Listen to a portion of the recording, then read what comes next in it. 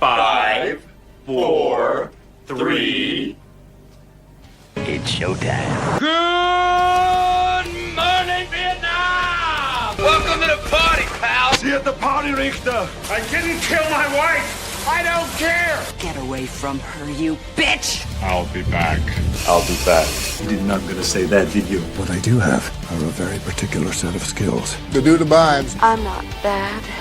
I'm just drawn that way. Inconceivable! We do Dallas multipass. This is a tasty burger. Face. Want to hear the most annoying sound in the world? Do or do not. There is no try. Dead or alive, you are coming with me. I'm the bad guy? And Hulk. Smash.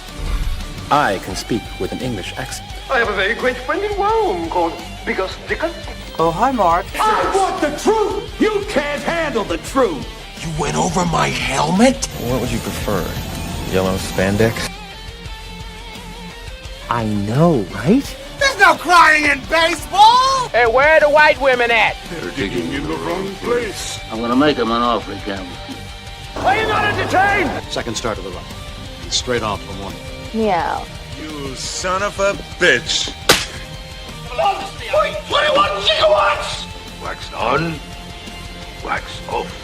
Oh my goodness, I am sporting a tremendous Woody right now. Excuse me?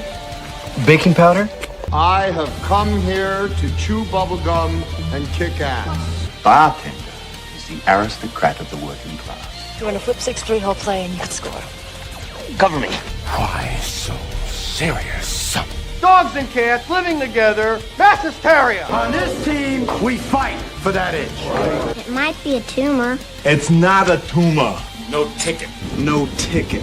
We're gonna get FUBAR now. What the hell's FUBAR? I get older, they stay the same age. They just Here's Johnny. It's not what you know.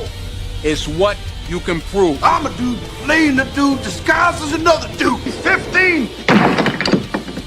I ate his liver with some fava beans and a nice Chianti. Hope is a good thing. Maybe the best of things. And no good thing ever dies.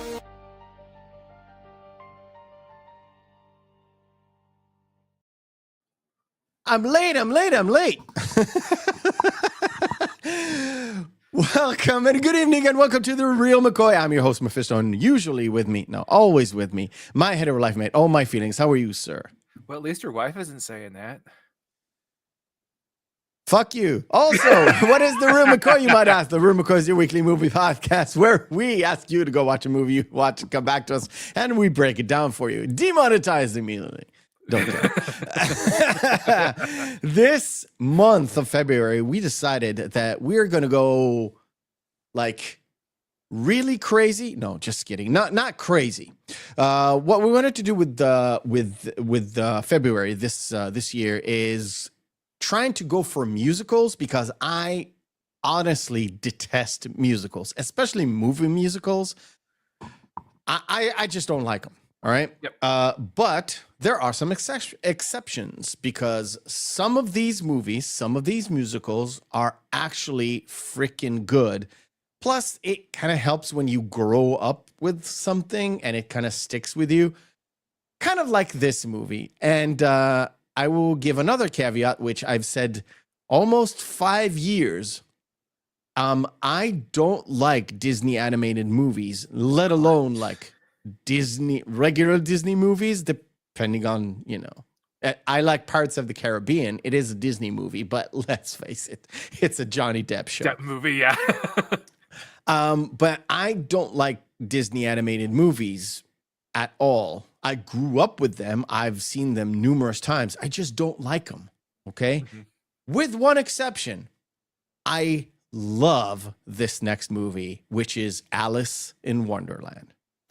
Now, I've put up a poll before we get to all my feelings. I put up a poll on the YouTube. It will only be for the live audience. And thank you for joining us, by the way.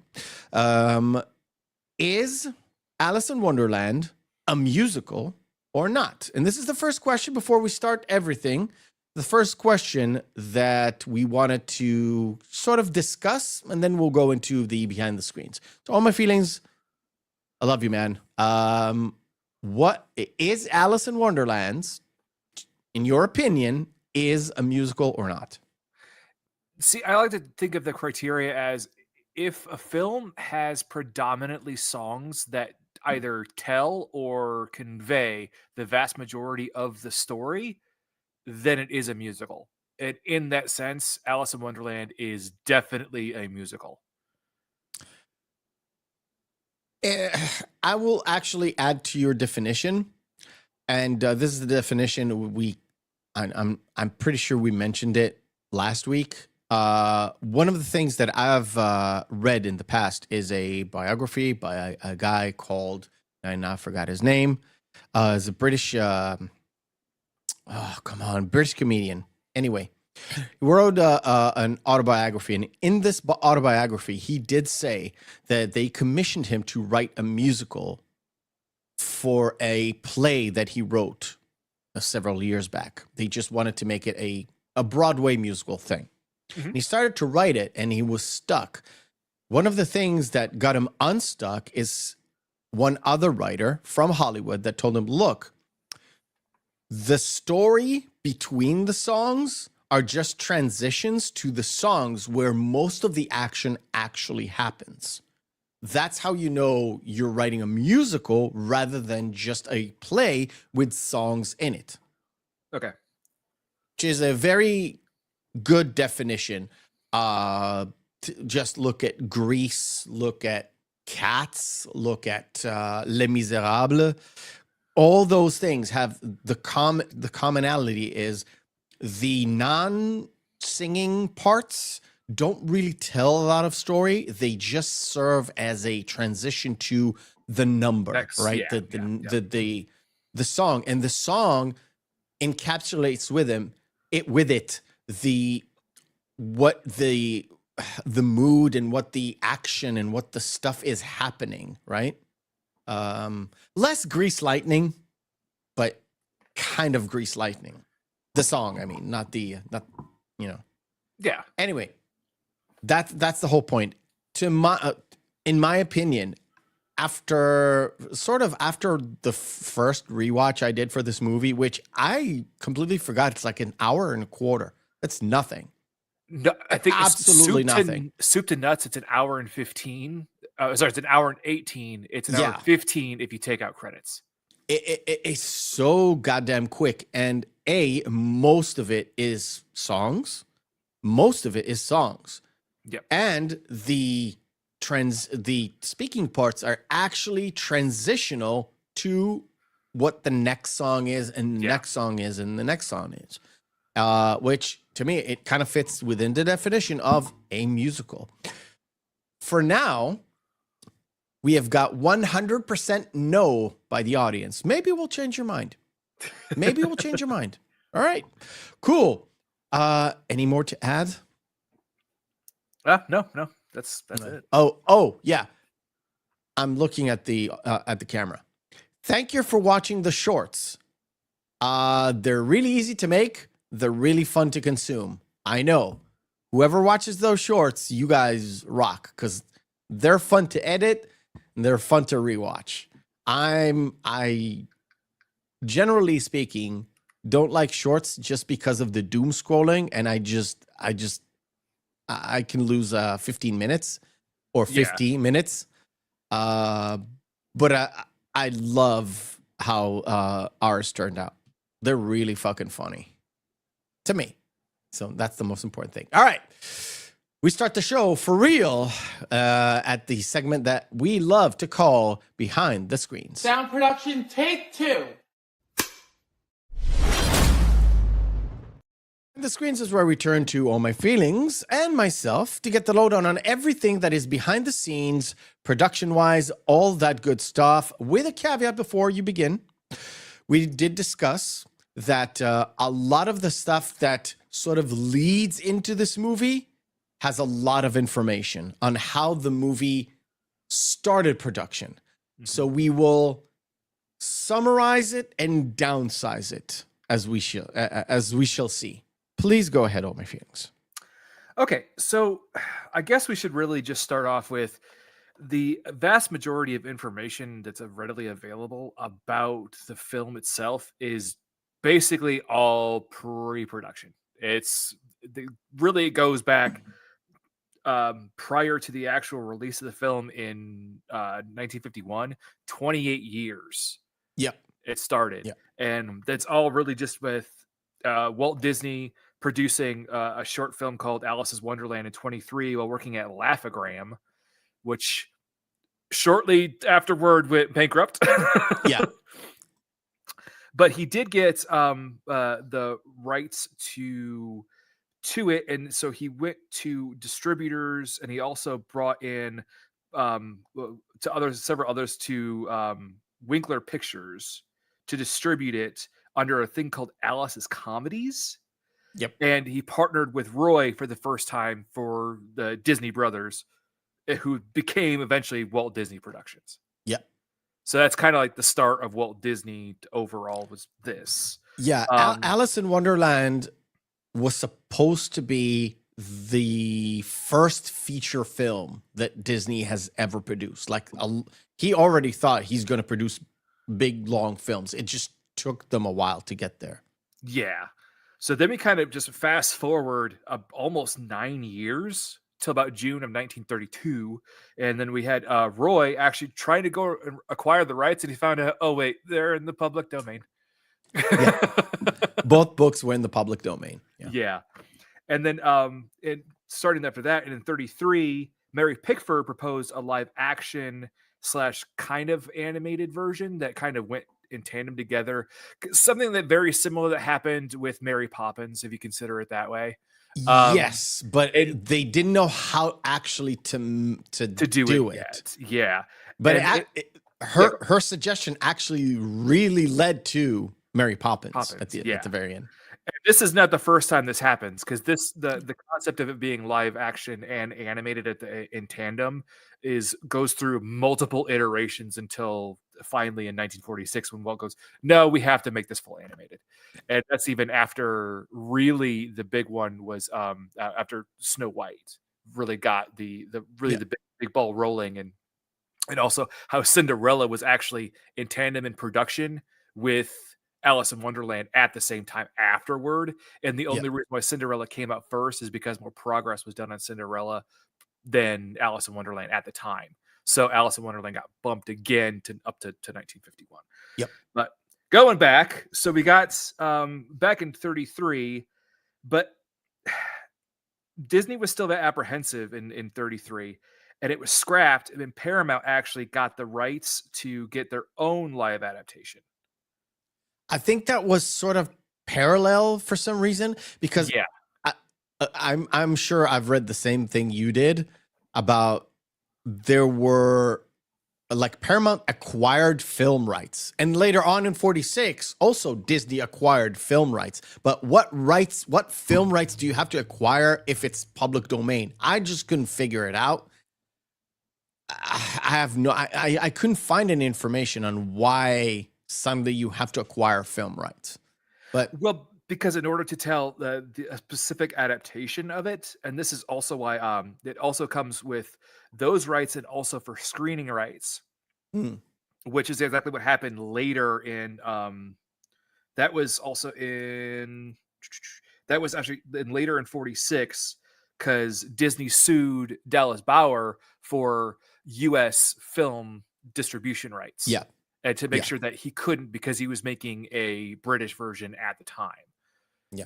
So it's all about, who can actually have it. Then it's the MPAA is really weird, and when it comes to rights and distribution, it's always a big kind of mess. Whoever pays them off. Yeah. So anyway, after that, then in 1936, Disney did produce a Mickey short called Through the Mirror that was essentially just through the looking glass. Yes. Yeah. Which I couldn't find if it actually had the Jabberwocky or not. It's a point of reference to later on. Yeah. Oh, yeah. They get kind of cut him a lot, didn't they? We'll get to that. We'll get to that.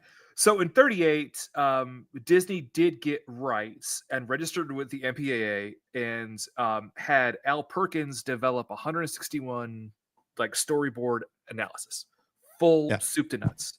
Yep.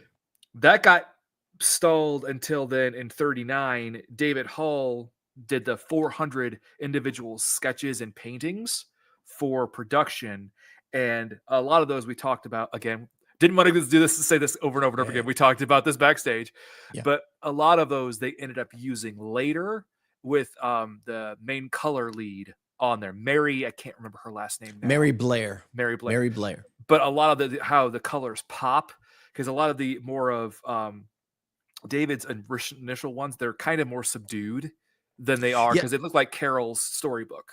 Yeah, so the big difference between what was going on and why there was a lot of turmoil in terms of animation, just the animation part, not the story part, is the original guy who illustrated the books. Let me have the name because I've written it down. He's called Sir John Tenniel or Tenniel or probably Tenniel. So Sir John Tenniel had drawings in the books, and they were considered, let's say, sketchy rather than a painting. Yes.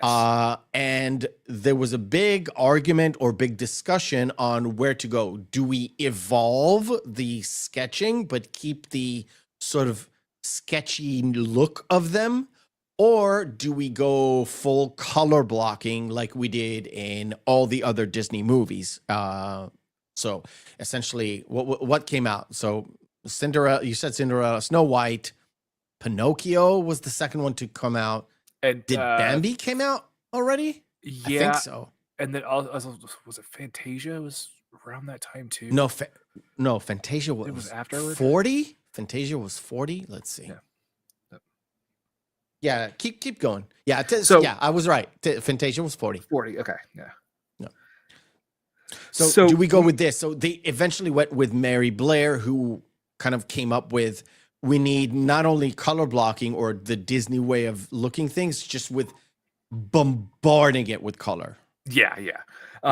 So we have, it essentially got delayed because Disney didn't like the Al Perkins, the overall story arcing of it, just because he thought it was actually too dark and it was going to be too mature for children. And he wanted it to be really light and colorful. Yeah, Disney was like, I did say that he was a complex guy. He was really ruthless and annoying, but also was like, I want the children to enjoy this. I want the children to have this happy, happy childhood. And there's something that the movie has that after this movie never happened ever again. We'll get to that at the end. Yeah. So then, since that got delayed, and then with World War II, there were film restrictions, so it had to be shelved. Yep. Again. Yeah. So finally, then in 43, Ginger Rogers came in and was considered to play in another live-action adaptation, but that was scrapped. But then they actually did a story album completely in 1944, though, that had some of the original music that was eventually utilized for the film. Yep. Keep going. Yeah. I'm just answering a question. No, you're fine. So in 45, Aldous Huxley came in to work on Alice and the Mysterious Mr. Carroll, which is going to be about Lewis Carroll and the actual Alice. Alice Little. Yeah. And how they were persecuted and there's chastised. There's a whole avenue about the relationship between Lewis Carroll and not only Alice, like Alice and her friends. Yeah, because they were like daughters and friends of hers. It was a writer friend of his. I forgot the name. But they were both friends. That's why Lewis Carroll, who really didn't really have a family, if I'm not mistaken, just hang out at the other guy's place because they were friends. And that's how he heard the stories of Alice, imagining and all that. But there was a book or an article that kind of like examined that thing. Correct. Yeah. Posthumously after he died. and there's a bunch of rumors. Rumors Nothing and was speculation. substantiated. Yeah. Some people thought they were just trying to rob him of his rights while the rights weren't not yet in the public domain. And there's a whole mix of it. I've actually listened to a video, somebody summarizing it. It's a 2.5-hour video about that thing. It's a whole dark avenue that you really don't want to go to if you want to keep your sanity and stuff. Very much so, yeah. Yeah. But what was interesting about that is the inevitability of they utilize Queen Victoria as the kind of a Deus Ex Machina, as just to validate both Carol and Alice and kind of like put a twist and a happy ending on it. But Disney's like, no, this is it's supposed to be like based in fantasy. No. Yeah. No, that we don't need real life people, individuals involved in this. No, that's too much. Yeah. So the book essentially is like the Queen of Hearts in the book is essentially Queen Victoria. That's why they modeled the Queen of Hearts over the image of her, but not really. Yeah. They changed several things, but if you notice her hair, how it is arranged, exactly like Queen Victoria. Yeah. Yep. So then finally, again, as we mentioned, in 1946, Disney finally to go full animated, and production really started. And again, we mentioned in tandem with Cinderella. But then again, then in the interim, Disney sued Dallas Bauer for the rights. And then what really kind of came up after that was one of at the time, you have to remember back in the 50s, there were like essentially in the United States about 3 or 4 actual channels. You had your major national networks. You had NBC, CBS, and ABC. And then sometimes you had local affiliates that were like kind of like public broadcasting back in the day, but it was very, very limited to like really large cities. We basically had 3 channels essentially.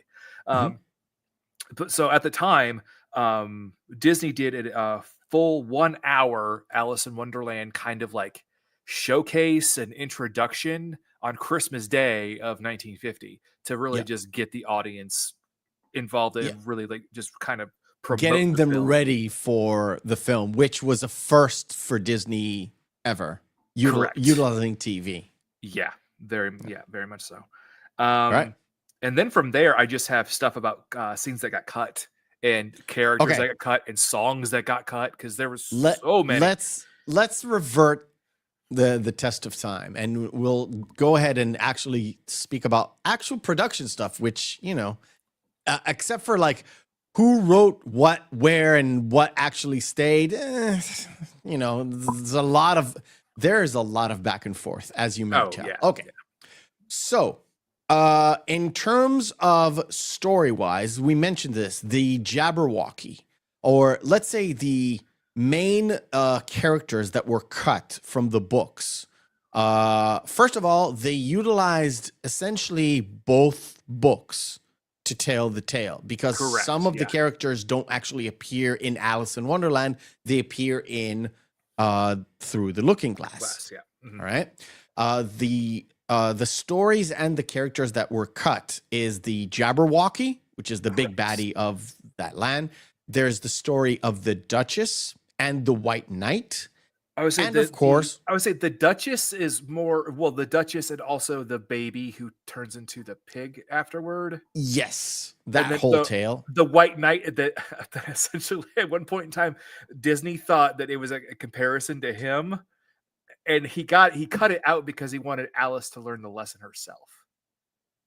Okay. Putting it on for children, so children knew that you didn't have to depend on an adult to teach you a life lesson. You can learn by yourself. Okay. And that's where the song Good Advice came Interesting. in. Yeah. Interesting. And of course the mock turtle, because the mock turtle turns into the mock turtle soup. And Disney said, no, I don't want them to actually fall in love with this turtle and then having him be soup. But they was fine with killing all the little oyster babies. I was like, what? Yes, exactly. Why did they kill those oysters? Well, We'll get to that. Yeah. We'll get to and that. then also the Griffin was also cut too. Oh yeah, the Griffin too. The Griffin. The characters that they actually added was again where was I? There. Oh wait, sorry. Was it Humpty Dumpty? Humpty Dumpty was also No. Humpty Dumpty was cut, but he does not appear in Alice in Wonderland. He appears in Through the Looking Glass. Yeah. So they didn't technically cut him away, but Okay. Well, but they did make a song for him. Okay. There was a song for Humpty Dumpty. There was a song for the Mock Turtle Soup and the Griffin. Yeah, there were like 7 more songs that were supposed to be in the film that got cut. There were 16 more songs. Oh well, which version though? Was it the Chromatone one? Or I have no idea, but they were. Okay. We'll get to that. Yeah, we'll get to that. So where was I? Okay, so the stuff that they added to bridge a gap where Alice is actually having these monologues in the book. They've added characters to have sort of a dialogue and back and forth, so she just doesn't like look into the camera and think or give like an inner monologue. One is the doorknob where she comes down the rabbit hole, right? Yes. The other one is Matilda, the sister. Yes. It's supposed to be Lewis Carroll, but it would be improper back then to have a like this older man trying to teach Alice. I don't know why, but they made it into Matilda, her supposedly her sister. Yeah, but she does essentially represent Lewis Carroll that's like listening to the story and telling Alice, "Nah, you're just making it up," right? Yep. Where was I? The song. Let's jump into the songs. There were, till this day, and this is important for you guys out there, there's a poll, answer the poll. To this day, this is the most musical animated movie that Disney has ever produced, including all the new Pixar stuff. Yep. It includes 14 different original songs, but there were, count them, 30 songs written and performed and recorded, ready to go. 30. Now, one song, the title song, reused the melody of the song in a different project called Peter Pan to make it title song. Not Wish Upon a Star, Second Star to the Right, which I absolutely love. I like the song, don't like the movie. Yep. All right. Anything to add about the songs? Oh no, I was just going to mention how they did record them, and then Walt went, "I'm not gonna pay to have it distributed." Oh yeah. So, like, what?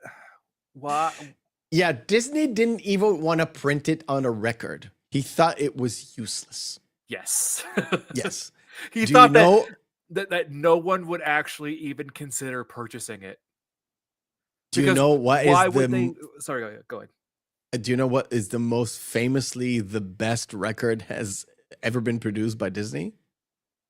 Until like the 90s. The entirety of the soundtrack of Alice in Wonderland. Really? And that includes the live action stuff, like Chitty Chitty Bang Bang, all that stuff. Yeah. Because I was thinking it would be Mary Poppins, but yeah. No. Weird, isn't it? At least that's what I got. I'm pretty sure the AI did not like fail me. I'm just joking, of course. Yeah, but what was interesting though is that Walt Disney was quoted as saying, "There'd be no purpose in purchasing a record when you can just go see the movie." Yes. And what's interesting as well is at the time, I do believe it actually still is the case that this is the one Disney film that had a re-release, but it took the longest to have its re-release. Correct. Oh, we'll get to that. Okay, so several voice actors, including Edwin and, of course, Kathryn Beaumont live acted some of their scenes in order for the animators to have reference points, because that's how it was done. There's a small little snippet that actually survived in film, black and white, that you see Mary Pickford, and somebody superimposed that with what actually you see animated. It's eerily like Similar? very similar. Yeah. It's Yeah. very, very similar. It's really, really interesting how they did that. Where apart from anything else, Kathryn Beaumont is essentially Alice with heavy color grading and color blocking and all that stuff. Yeah. She essentially is Alice. That's how she looks. If we're talking about animation, and this is something I wanted us to discuss. The animation department made around 350,000 different drawings that were used in the film. Most of the original cells were actually reused. So they didn't have 350,000 cells or celluloids, because what they did, because of course they didn't have enough money, plus they were working on Cinderella at the same time, essentially, they just, because celluloid is essentially just a blank plastic, they drew it, they shot it, and wiped it off and worked on another one. Now, all the cell numbers are actually numbered on the bottom, because that's how you know how to put them in order. Yeah. Some of them survived, but almost all of them, if not 100% of them, were retouched, recolored, or somewhere or another. So you don't have a complete celluloid that is like a fully original with no touch-ups, no nothing. Mm-hmm. That's impossible, or at least supposedly impossible. There were 1,000 different colors and shades that were used in making of this movie, which was at the time the highest. And I think for the longest time it was the highest. I don't have any information about which one is the highest. I'm guessing once it was like the new animation stuff, Alice in Wonderland's, Little Mermaid, Little Mermaid, Aladdin, all those, the newer animation stuff. I think they had a little bit more color, or a little bit more vividry, or at least more shades. But at the time and for the longest time, it was the most colorful movie ever made by Disney. Which kind of leads me to what happened with it. So when Alice in Wonderland opened up, it was both a commercial and critical flop. Yeah. It did not make a lot of money. And especially in the UK, it was heavily, heavily criticized for being an Americanized version of a classic, which is insanely funny because at the time, those rumors about Carol were circulating. Yeah. So, that's weird, but okay. Now, you mentioned the re-release. In the 1970s, in this psychedelic movement, it gained a lot of popularity, which this popularity caused the movie to be re-released. And eventually, only in 1981, with home video being way more prevalent, they made the 30-year edition or 30-year celebration, and they released it both on screen and in home video, both on VHS and in Betamax. So it had the widest circulation ever that they could do. Yeah. And it went crazy. It was just everywhere.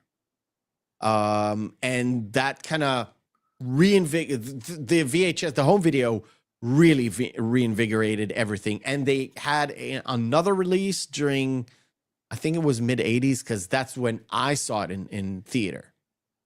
My aunt took me to see, like I said, at least in Israel, we had almost every couple of months, there was like, okay, Snow White, and then Pinocchio, then Dumbo, then this, then that, and eventually get to Alice in Wonderland, which I think was the last one I actually saw in the theater.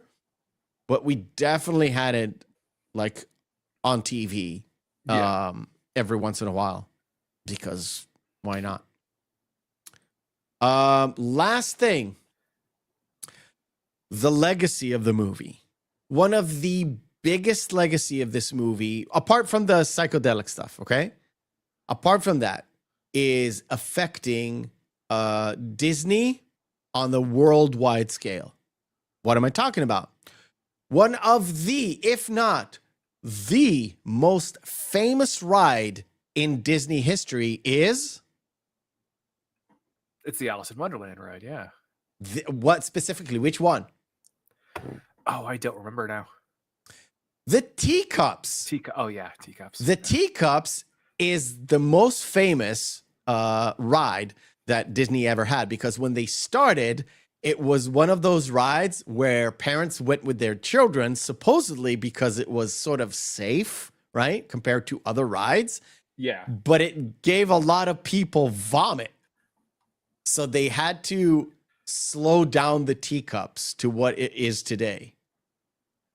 And the Teacup ride is the one where every single Disney park around the world, so Paris, I think there's one in Tokyo, right? Tokyo, yeah. The one in Beijing, and there's another one. So both sides of the U.S., so both Orlando and California. So you have Disneyland, you have Disney World. Exactly. All of them have that version of the ride, the Teacup ride, which is the famous Tea Party scene, which is my favorite. That is what I have for this movie. Well, and technically also... Paul Harley says Shanghai, not Beijing. Okay. Well, we can say basically to everybody, too, a very merry on birthday. A very merry on birthday to you and to all of you in the chat. Yes, of course. Of course. Okay. I am going to close the chat, and 71% said, no, this is not a musical. All right. All right. I mean, okay. Everyone's entitled to their opinion. Yeah. Everyone is wrong. I'm just joking. All right. Anything else before we kind of jump into some stuff? No, let's go ahead and move on. All right, moving on. We will jump into our first game of the night. You know it, you love it. It is Missing Marquee.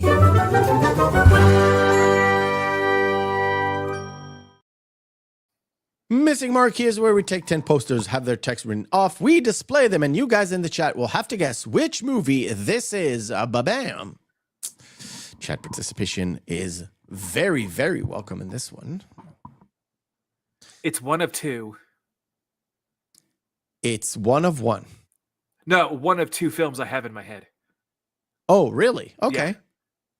Now, which one is the other one? I was thinking of the Brothers Grimm. Oh, okay. I can see that. I can see that. I can see that. But no, this is A Knight's Tale. Yeah. Knight's Tale. I can hear screaming and shouting behind my door. That means my daughter is about to go to bed. Uh-oh. Uh-oh, indeed. This is The Black Swan. Correct. Everybody got it.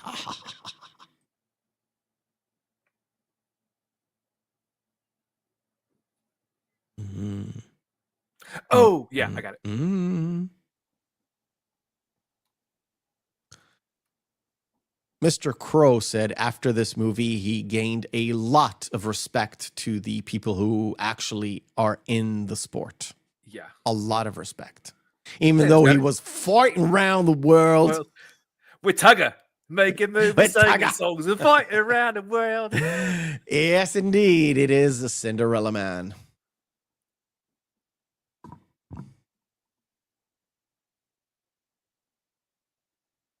You always get this movie wrong. Because there's two of them. This one is with Calvin Klein. The other one is with Michael Douglas. It is not Pleasantville. It is not Pleasantville. Ooh. Everybody's stuck on this one. Do you want me to punch it? Yeah, punch it. It won't help. I told you, it's Calvin Klein.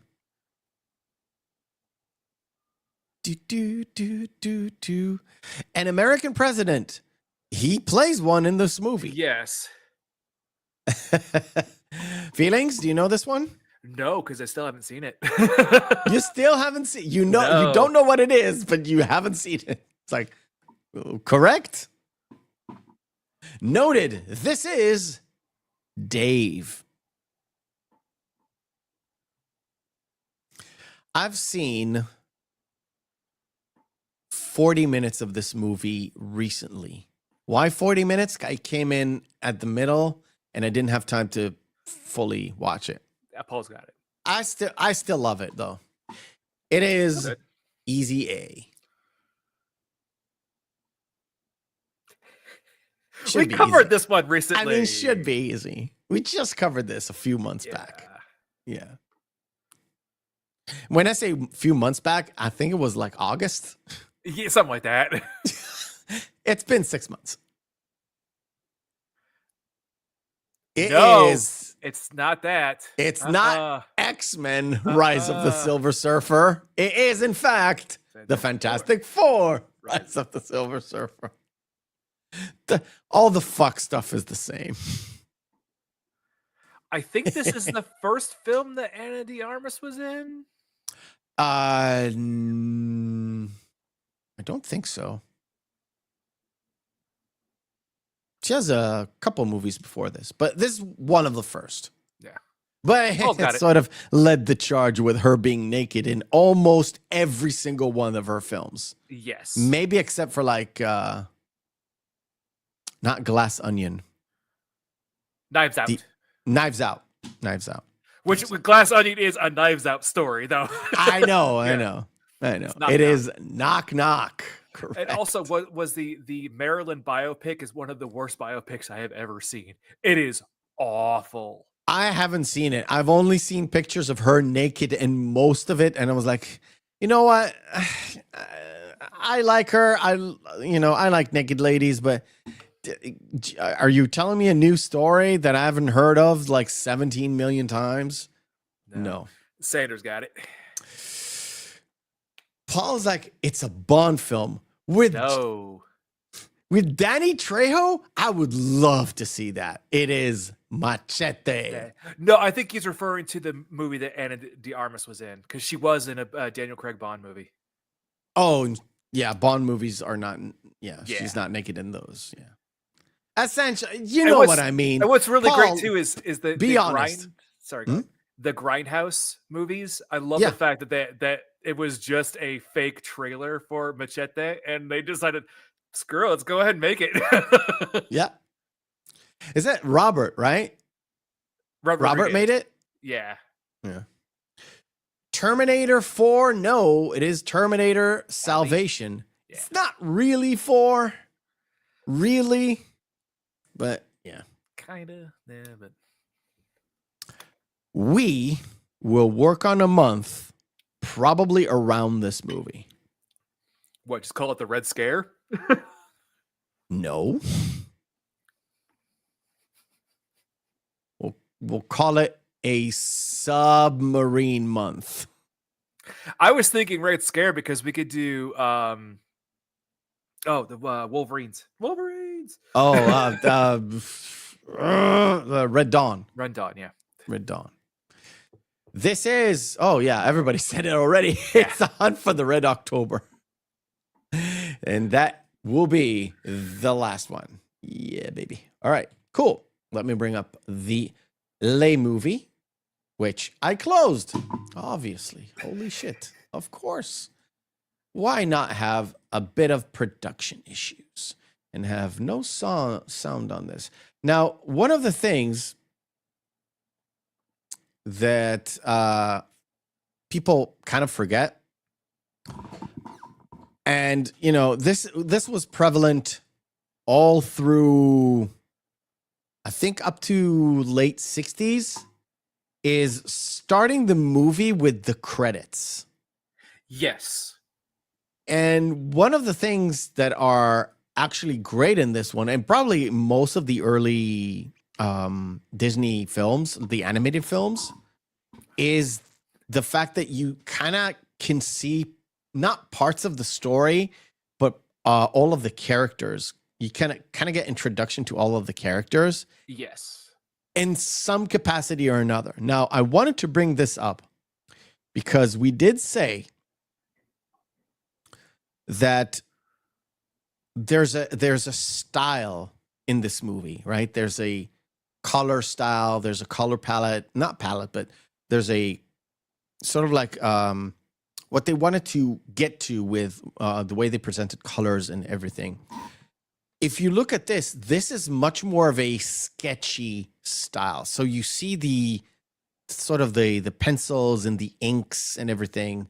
And this is a much more the credits that you get is a representation of what they were going back and forth with.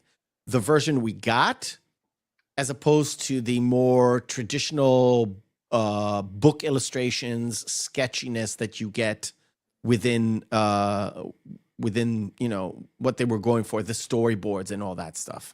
So that's where that world was leaning. That's the styles were leaning on until they got to what they wanted to go for. Yep. Yeah. And another thing is when everything kind of opens up,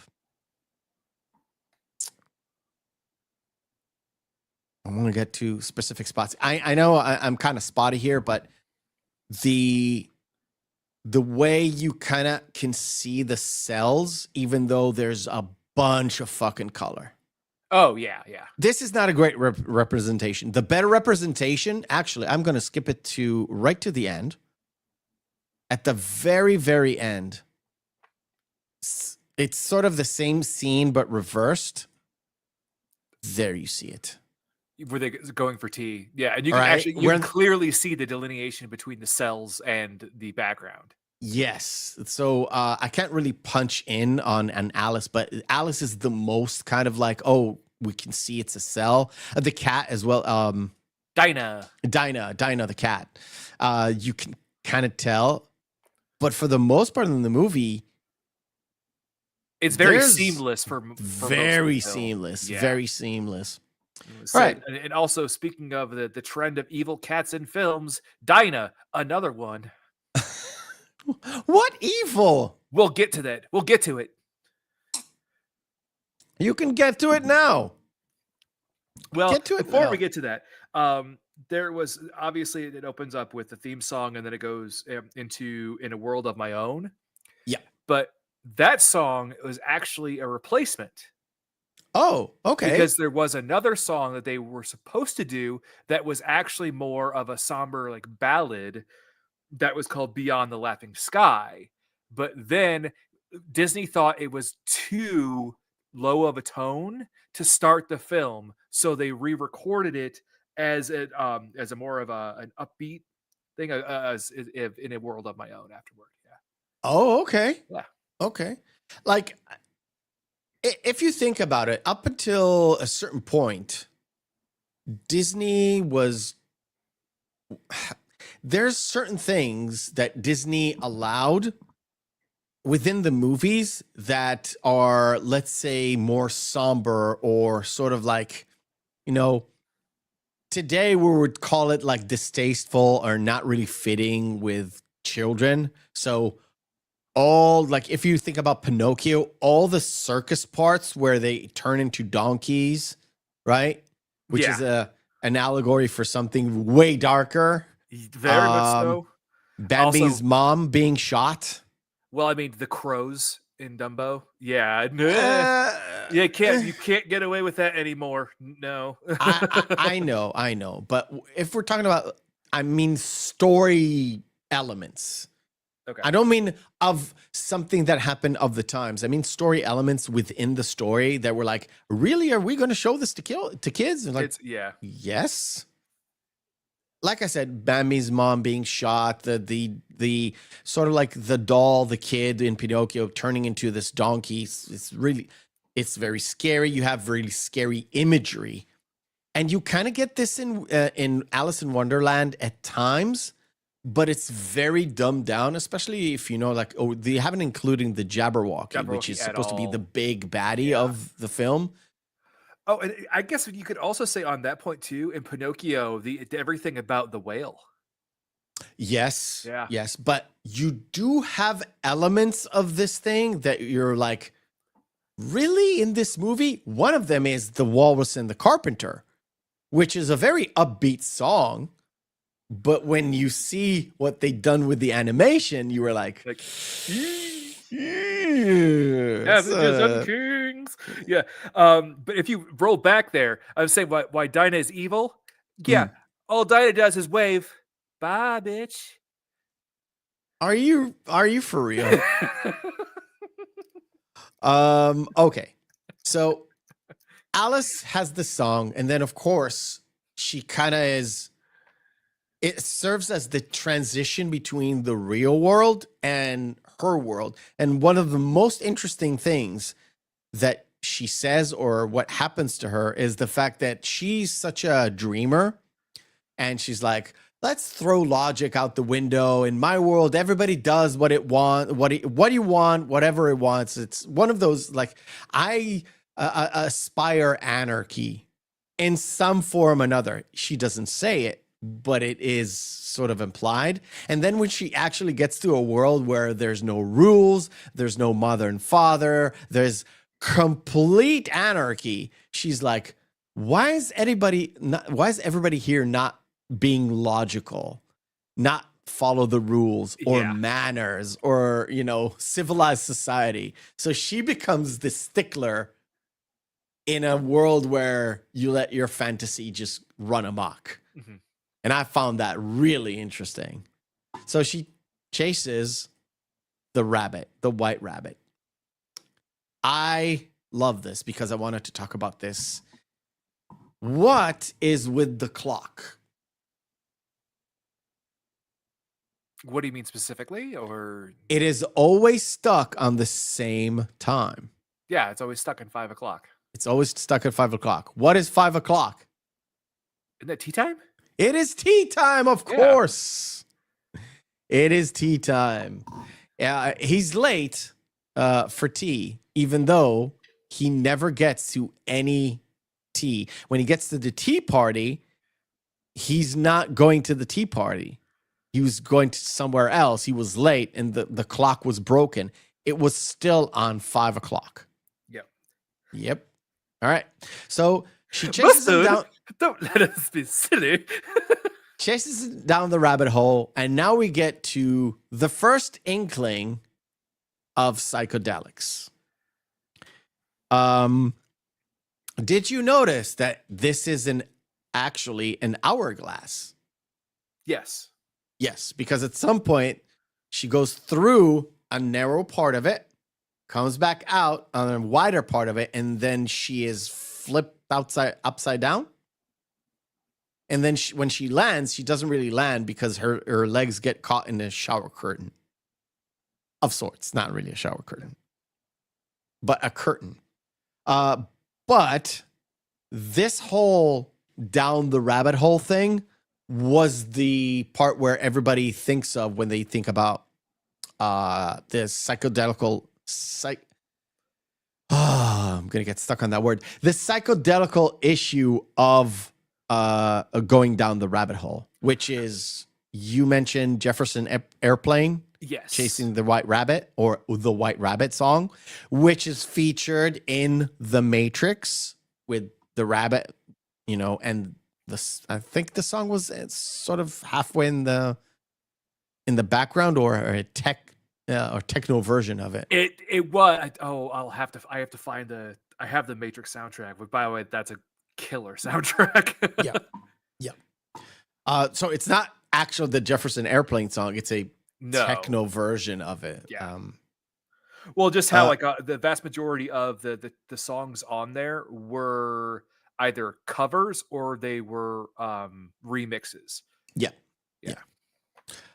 So we get to sort of the first character she actually meets in this, apart from the rabbit, which, she doesn't really meet him. She just follows him into the rabbit hole, which, that following down the rabbit hole thing, I know it's from the books, but I think because of the movie, it kind of went more prevalent as used as to, as an this idiom? story is deep. It's deeper than what it is. We'll go down the rabbit hole of, colloquially. Yes. And we get to this character of the doorknob that is her introduction to going into the sort of like the rabbit hole itself, or this room that she's in. It's sort of a way station, a transfer station between the real world and the fantasy world. Yes. And this is why that doorknob is actually there, right? It is her, not really her guide, but the one that points out, oh, look, there's a table with a little syrup, a little drinky poo.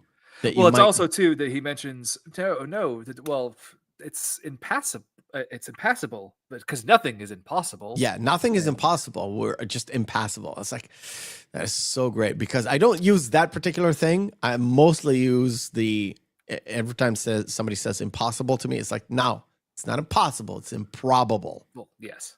Yeah. Now, she does mention that, in case it's a poison, we have to drink just a little bit of it. A little bit, yeah. In order for us to not get poisoned. And I was like, no, honey, no. you are a little girl. And when she does drink it and turns into like a small version of her, or she gets smaller essentially. So the doorknob is like, yeah, okay, just get the key. You forgot the key, didn't you? Because I'm locked. Yeah. And the thing about it is there was no key on that table until he mentions that key. And this is something that happens all throughout this movie. Yeah. Because some things just materialize out of thin air because she's supposed to know it's there, but it's not there. And it's just there. Nothing is questioned in this movie. Even when Alice is sort of like, she's so indignant to the situation that she's in, yet she just follows along with everything that is happening, right? She follows along with Tweedledum and Tweedledee. She just follows along with everything. She follows along with the Tea Party as well, just because it's sort of interesting to her, and it's fun, but she still is reserved. She's still, it's not supposed to be done like this. It's supposed to be done like this. It's not proper British. One of the issues where the British people just fucking destroyed this movie on. Yeah, that makes sense. So she gets smaller. Then, of course, she gets bigger because he presents to her this box of eat me cookies. She eats. She doesn't notice how much she eats. She just takes a bite and she grows. And now she's too big to go into the door. And she cries, which turns into water. And the entire room is flooded. And then she drinks, of course. She goes small. And then we move on to the fantasy world. Paul, I believe you're right, but that's I do believe it's a remix of Dracula. Okay. Anyway. Now, again, every single time there's either a stop for a song or there's a song that somebody's singing that Alice kind of intrudes upon. Yes. And she becomes part of the action. One of those things is the song of the dodo trying to get everybody dry. Because it's the caucus race. I do believe that's the the race something like that. But the race that goes into nowhere. Because this pops up again at the end, because they do kind of like a speed run montage of all the important songs. Yeah. at the very last couple of minutes of the film. Yeah, it also, it's one of those things that again, rewatching this, and I know what's coming up next week. That last little sequence really reminded me of the tunnel song in the next movie. A little bit, a little a little less crazy. Well, and also a little less terrifying. A little less terrifying, yes. Less chickens being head cut off and more like crazy queen and cards chasing her. But yes, one of the sort of like round and round and round we go. It's sort of a silly song, and the meaning of it is like truly like it's nowhere. It goes nowhere along with the actual race itself.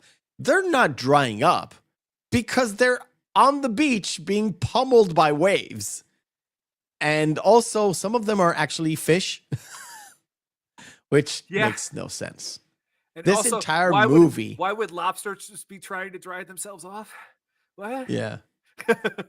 But of course, you have to chase the white rabbit. And once there, she gets to Tweedledee and Tweedledum, which the point of these two, I don't know how we essentially, you don't know how you got there. You're just along with the ride. Because if you're trying to make sense, like Alice, if you're trying to make sense of why things happen, you won't get anywhere. Yeah, things just happen in this movie throughout the movie. And every single thing that happens is accompanied with a song. She meets Tweedledee and Tweedledum. They have this conversation of who needs to greet who and why and where. And once Alice wants to leave, they don't want her to leave.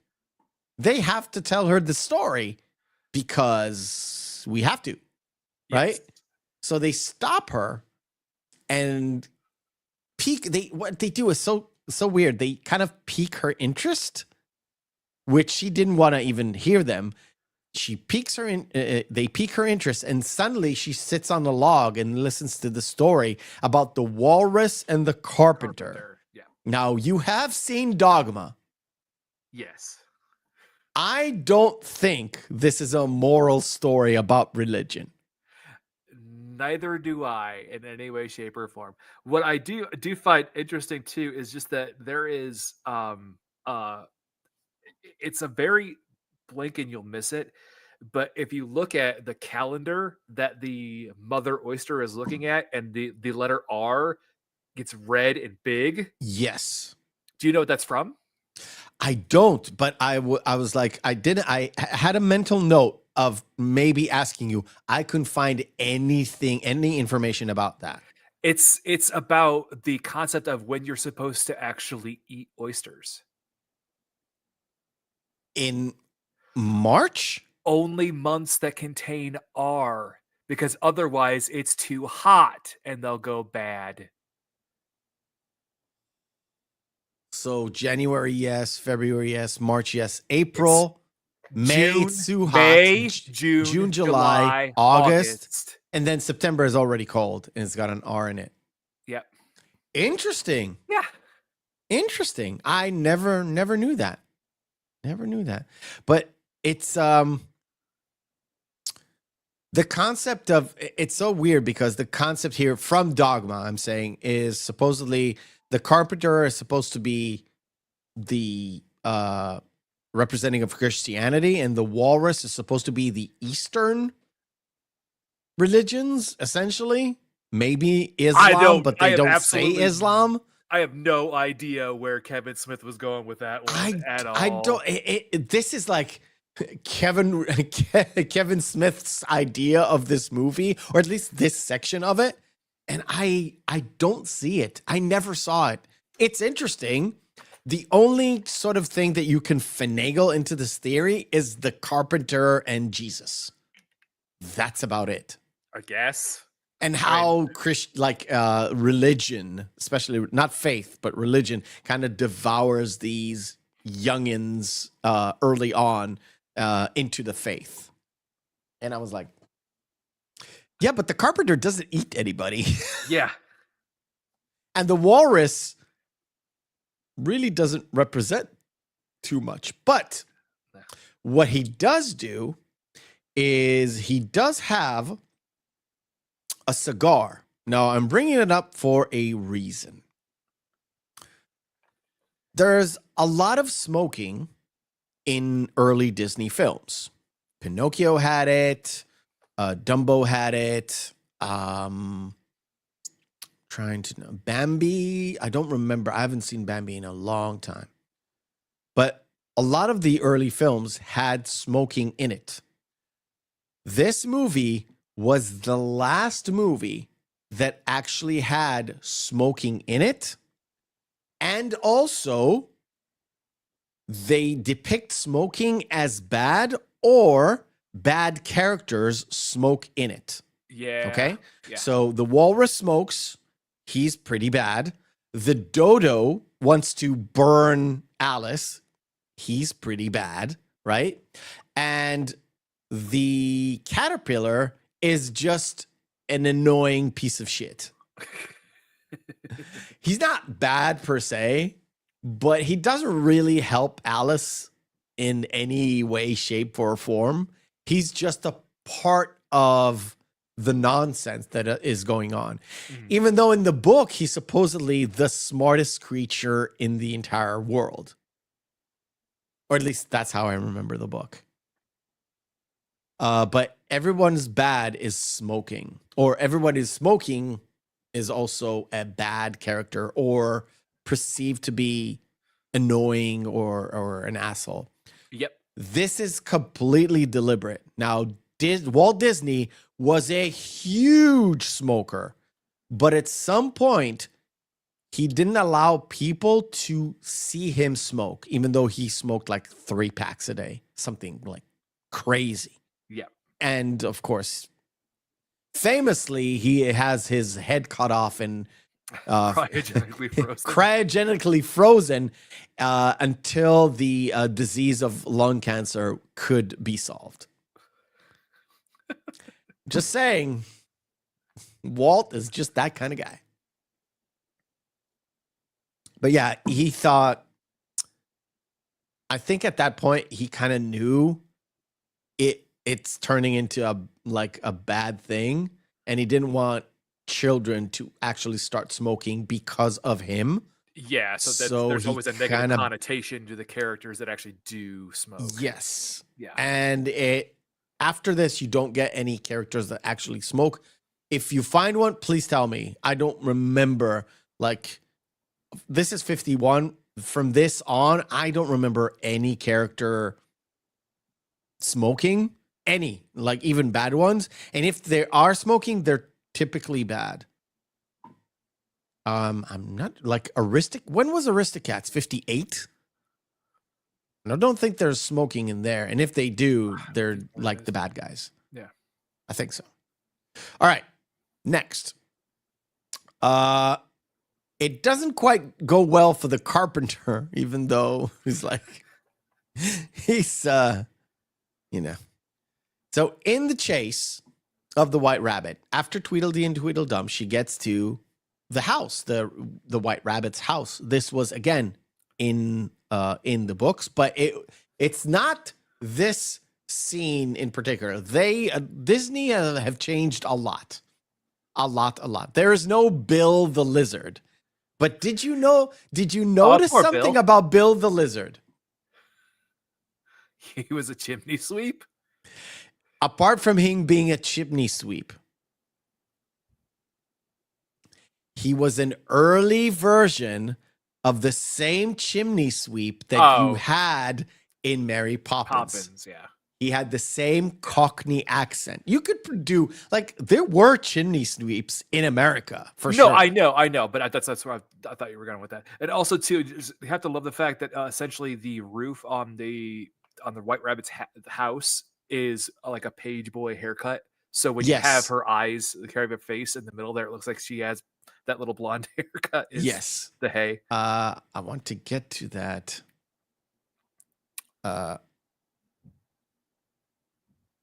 I'm playing the movie in the background because I would say can't another show. thing that was really interesting too is when she grows, the rabbit gets pushed down, and he has that extended family photo because again playing off rabbits. Yes, because rabbits multiply, so he has a big photo.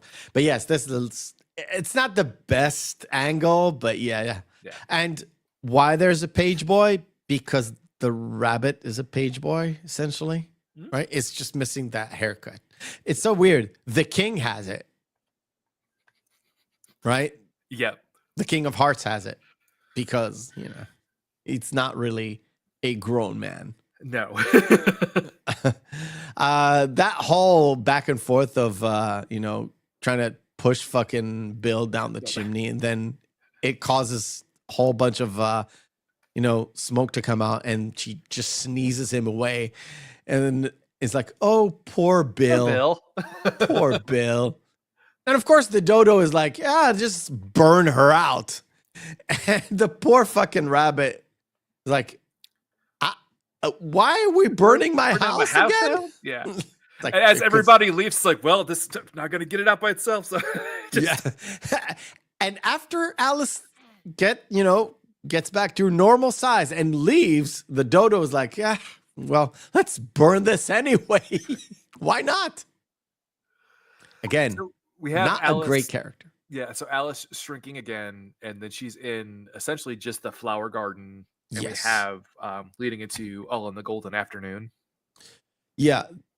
The Golden Afternoon is, I think, my least favorite song of the entire movie. It's the kind of songs, it's the type of songs that I don't really like in musicals. Yeah. Because it's the type of songs that essentially don't really tell a story. But what they do, especially in the Disney setting, is it's a showcase of what the Disney animation can do. Yes. Yeah. Right? It kind of starts with the butterflies, the butterbread flies. And it was the rocking horse flies, and then there was the caterpillar. Yeah. That was actually like, no, sorry, it was a pussy willow. That was actually a cat. Yes. Yeah. And the dog, I don't remember what they say. Oh, it's a horsefly. No. It's a rocking horsefly. She corrects herself. They cleared the dandelion that roars, and because it's exactly what a kid would think of, because they're literally thinking that's what it is. Yes. Now, I don't remember the English name of this flower, but the Hebrew name, I'm telling you, makes no sense. Has nothing to do with the actual sort of like, every flower has a Latin name because that's how they categorized them back in the day. It just kept on going. Species, The Hebrew name makes no sense. It's essentially two names of people put together. I'm going to give you a rough example, right? It's as if I would have called the flowers Laurel and Hardy. Oh, okay. Gotcha. That's the name in Hebrew. It's two names combined. Gotcha. This and that. It's like, why? No idea till this day. No. I say the best part about that though is like the kind of story of how one shouldn't look down on someone because they happen to be something. How the flowers look down on her because they think she's a weed. And then just love the little flower bud that pops up. I think she's pretty. And the one goes, quiet, bud. Quiet, quiet you. But no, literally says it's quiet, bud. Get it? Because he's a flower bud. Yeah, he's a flower bud. But like I said, essentially, it really kind of reminded me of how they did things in Fantasia, which again, a showcase of how far you can go with animation. But if you take like, I think they did Swan Lake in Fantasia. If you take Swan Lake and Golden Afternoon, it kind of has the same theme to it. But the Golden Afternoon, even though it is like you hear a full song, it's a lot more vibrant in color and a lot more fun, because they could had a dog-a-pillar and a cat-a-pillar. They could have a dandelion, which is a sort of a lion. They could play around with it, and it's more fantastical and Fantasia-like than the swan. The it wasn't swan. It's the Danube.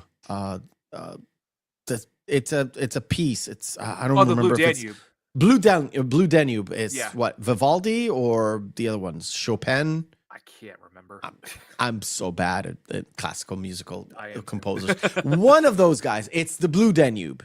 Yeah. I compare that to this, not the Swan thing. Please, guys, I know. It's in my head, but it's out there for all you guys to entertain. I like that they don't know what she is. And she's like, oh, she's a weed. Yeah. Strauss. See, this is why this audience is fucking clever. I know you didn't Google it, Paul. I know you didn't go Google it. Yes. Now, the caterpillar, again, one of my sort of like highlight favorites. I love the way he is so fucking mad. He's trying not to be mad, but he's so fucking angry. And his songs is like E-I-O-U, U-I-O-M. No, it's A-E-I-O-U. Yeah. Yeah, I know. It's just your vowels. And this thing where it's like, you, who are you? And you must say it correctly. Correctly, yes. I found it hilariously British, but it's not really British because he's supposed to be, he's wearing these stupid sandals that they thought it's like a, what were those tales? Aladdin and other stores. 1,000 Arabian Nights. Yes, something like that. Yeah. It's sort of the character from there, but not really, because he is supremely British and very ticked off. Gil said he's also smoking a hookah. Yes, he's smoking a hookah. It's very Eastern sort of way of depicting a caterpillar. Yet I thought he's one of the most British things in the movie itself. Yes, and especially like how he's so prim and proper, and he's trying to tell her, well, you shouldn't be so angry, while he gets furious at the end. Well, I'm only 3 inches tall. Yeah. And he sort of like, she recites a very known poem, and he corrects her with having his poem, which is so weird because it actually is a setup and a payoff.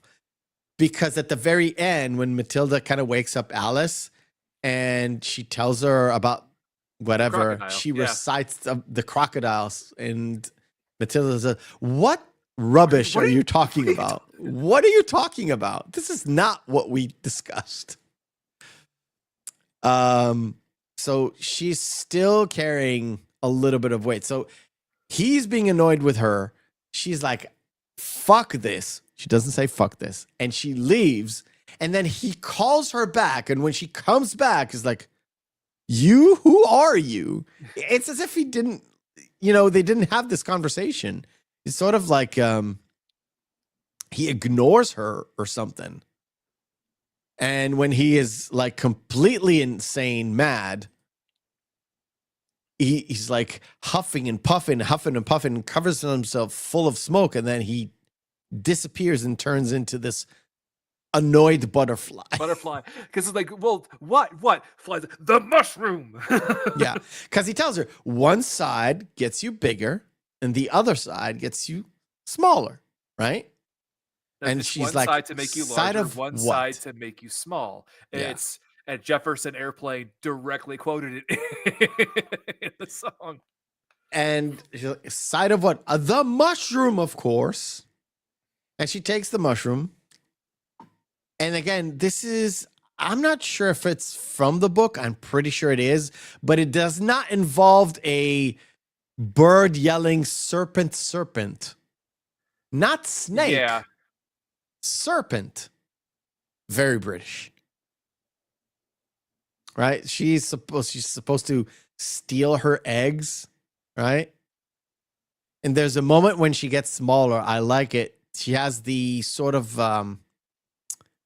that moment where she falls and then she's like a juggler, right? Carrying the eggs and then catches the last one with the foot. This has no bearings on the story. And also one of the bits where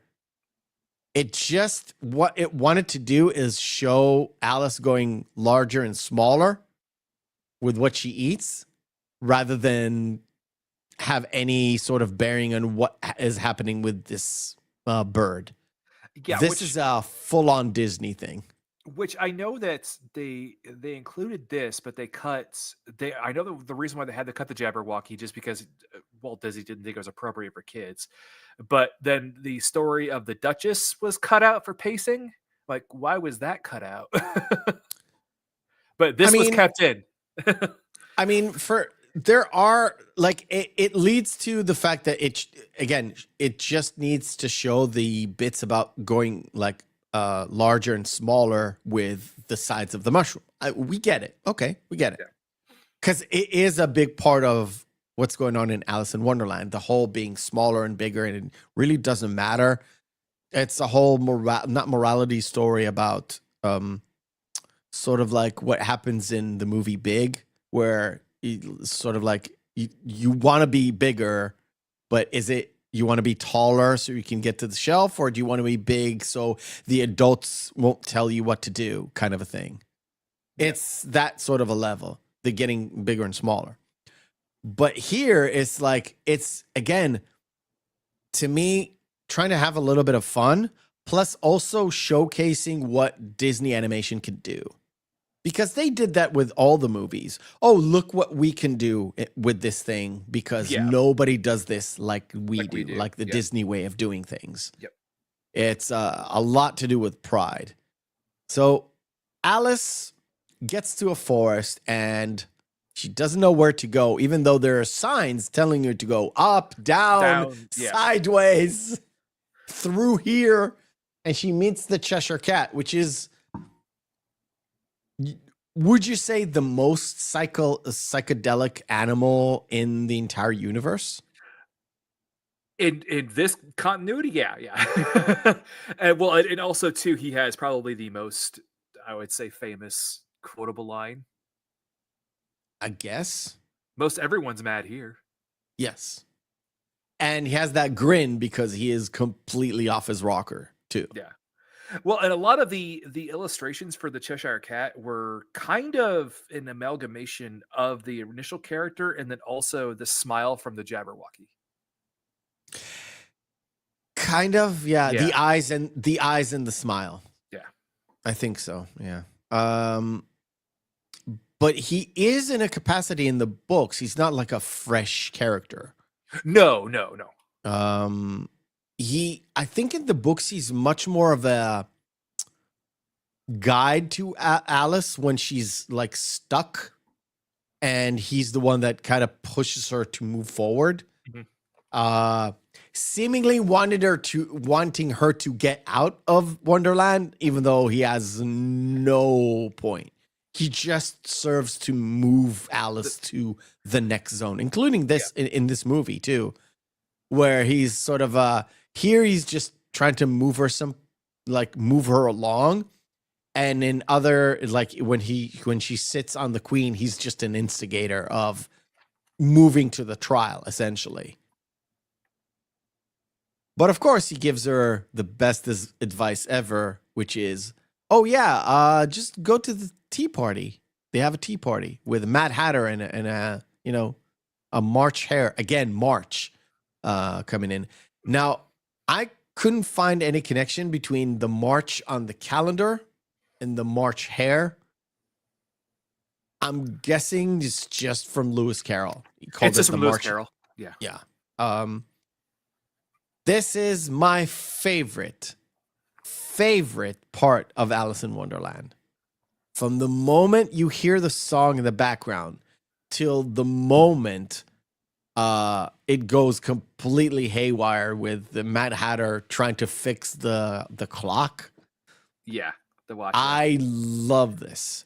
I love Ed Wynn in this role. And I love the fact that they really utilized Ed Wynn's face to stylize the Hatter. Yes. And this is again, this is that point of they filmed Ed Wynn talking, gesturing with the hat and everything. They made him bald because Ed Wynn was bald. Yep. And that face with the teeth, it's just a lovely caricature and homage to the person. Mm-hmm. Now, Ed Wynn was not confirmed gay. But if you listen to the voice, I'm just saying, not confirmed. But I love this part because this is the most blue balls you ever gonna get in a movie ever. They keep pouring her tea, and when she's about to drink the tea, she's like, oh, okay, moving on, fresh cup, moving on. And the closest she got was her having a tea with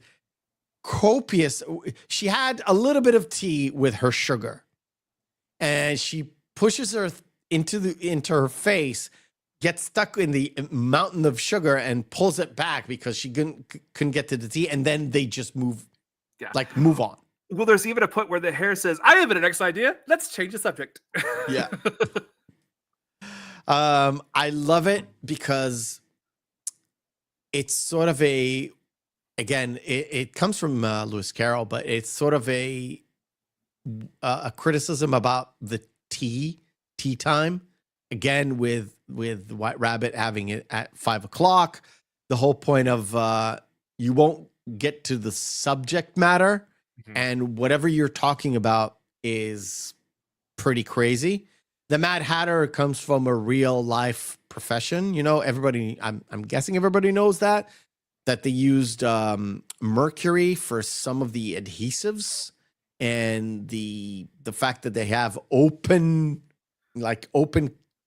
containers with mercury caused them to have mercury poisoning, and it CTE'd the brain, and they caused them to be mad, essentially. Crazy. Yeah, it's also with a lot of whoever was in the cosmetics industry and also worked for cobblers with lead, because Yeah. March Hare describes when they are in heat to baby making. Oh, interesting. So it does kind of make sense why he would be crazy. Yeah. Yeah. Crazy horny. Surprised he wasn't humping the White Rabbit there.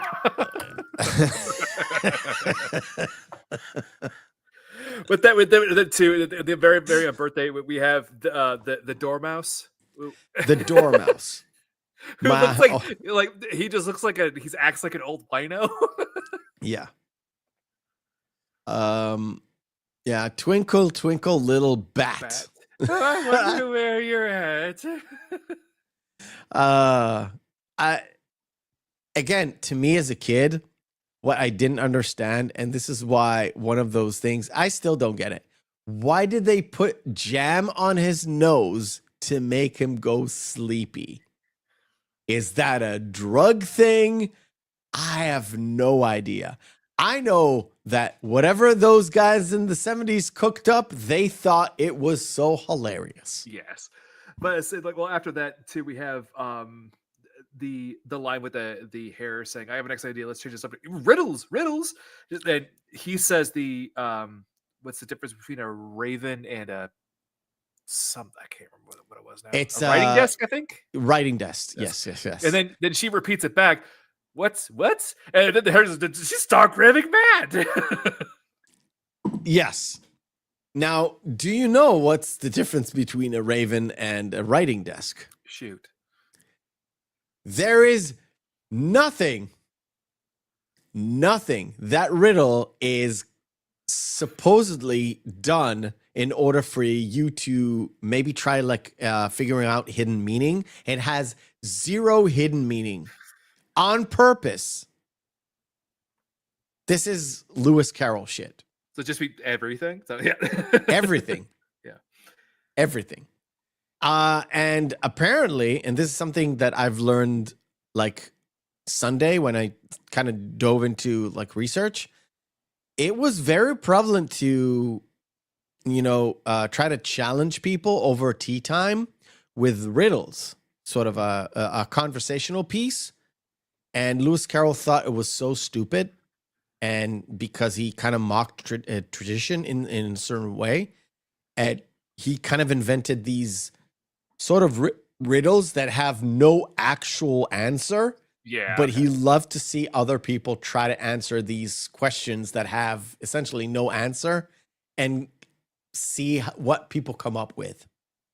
Very, very asshole-ishy of him, but Yes. And this thing about this, I love this.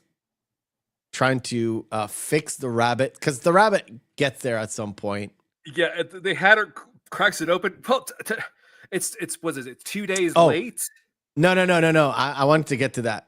He's like, the series of events that happens here, and this is again very British tea time thing. So he needs what do you need to fix a clock? You need butter, right? Right. Well, everybody before knows that- everything is better with butter. I was They gonna put say- in I was gonna say- jam, of course, jam. Well, I was gonna say And before then that, though, mustard, Yeah, right? Mustard. When he said, "Don't let's be silly," but I say before that, when he opens it up, he goes, "No wonder if this is broken. This watch is full of wheels." Yeah.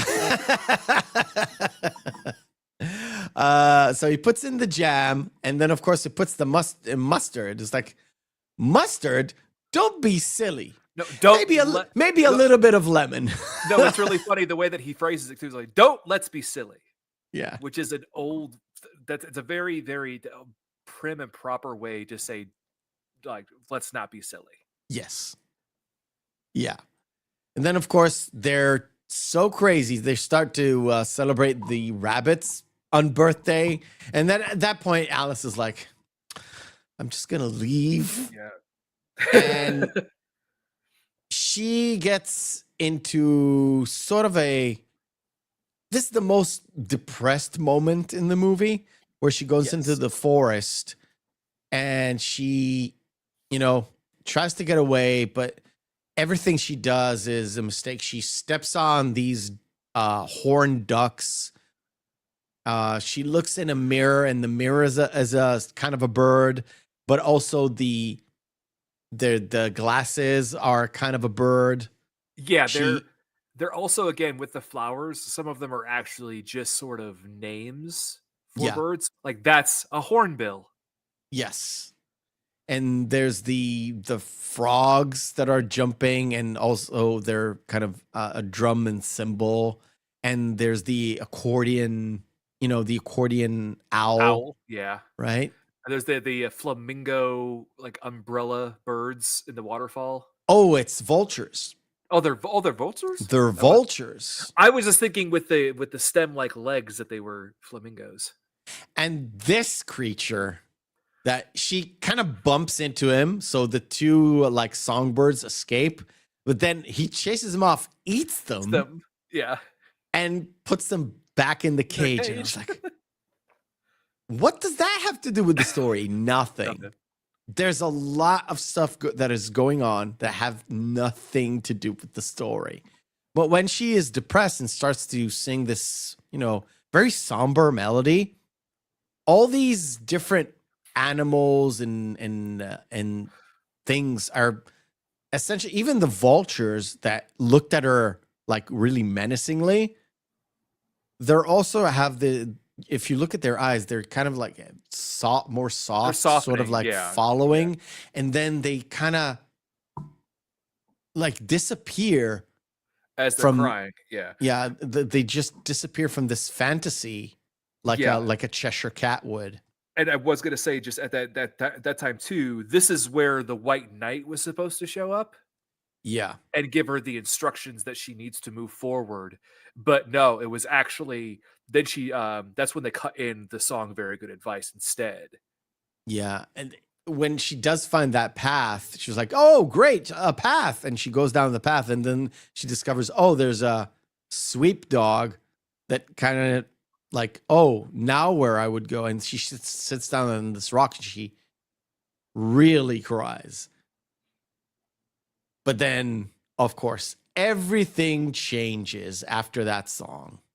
After she has the little cry, the Cheshire Cat is like, I mean... Well, you have to go the Queen's way. You can go, Yeah. some go this way, some go that way, but I take the shortcut. Yep. And she goes into this thing. I would say my second favorite song in the entire movie. What, the Paint the Roses Red? Yes, we're painting the roses red. Yeah. Why are we painting the roses red? This comes from the book. And the simple explanation is we're painting the roses red because we planted white roses. The queen is the Queen of Hearts. She likes red, not white. In the books, there is the White Queen, right? If I'm not mistaken. So it's not proper to plant white roses in the Red Queen thing. It's all about the War of the Roses. Because the red side won. Yes. I don't remember if it's the Lancasters who won and the Yorks lost, I think. Paul Harley is definitely not Googling it and telling me in 5 seconds. Yeah. I give you shit, but Paul is like way smarter than me. Yeah. But yeah, I love the Tudors. Yeah, the Tudors. Yeah, it's sort of like and you know the most infamous Tudor, right? No, tell me. Henry VIII? Yeah. Okay. He went to the Catholic Church and went, oh, I'm the fucking Pope now. Yeah. I'm making my own church.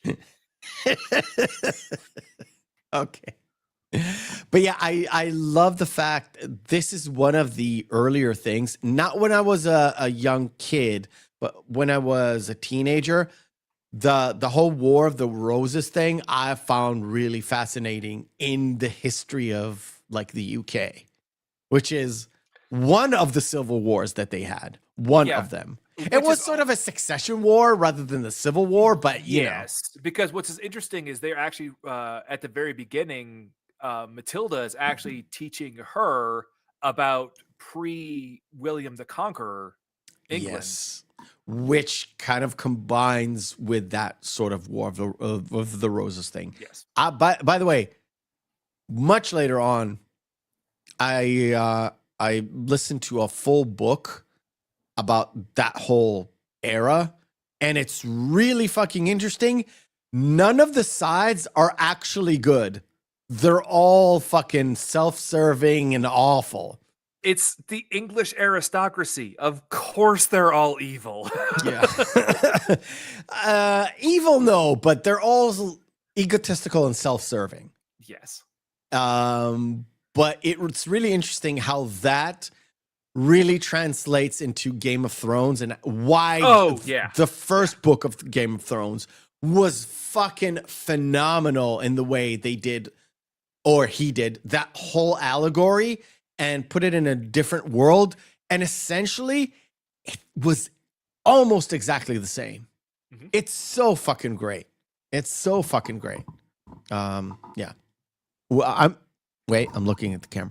We're still waiting on 2 books, bastard. It's been 12 years. We're never going to get the Winds of Winter, man. I know. It's never coming out. I know it's not coming out, but I want it. God damn it. So the thing about Alice is like, she loves the song so much and she loves the painters and why they're doing what they're doing. She just, goes along with it. Again, I think my second favorite song of the movie. I know it's pretty stupid, but it's me. I'm pretty dumb. Now, When the queen arrives, again, we move into this transition where I'm immediately going into Fantasia mode. The whole bit with the cards, right? The whole bit with the cards up until the point where the queen arrives and they have that whole exchange. This is look at me, look at what we can do with animation kind of a thing, right? Especially when they're there, that moment where you see them sort of walk in circles, it's really fucking interesting the way they did it.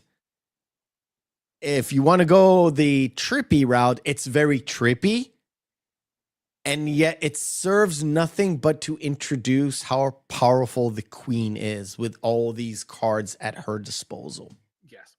Really, really fucking interesting. And we The have queen. then the White Rabbit introducing the queen, and then the king going, hey, and the king. And the king. And the king. And I only hear one guy go, yay. Right. Like I said, they didn't want to go into like Queen Victoria too much, especially back then. But then there are certain signs where they're like, okay, it is an exaggerated look of Queen Victoria, especially the hair, the scowl, everything that has to go with it, especially her dress too. Yet they don't put it too much on the nose. She is the Queen of Hearts, right? She is off with her heads. That's something that was attributed to Queen Victoria. Was it really that prevalent? No. More like go rot yourself in the Tower of London kind of a thing. Yeah. Right? But she kind of figures out, oh, these painters painted the roses red, so off with their heads.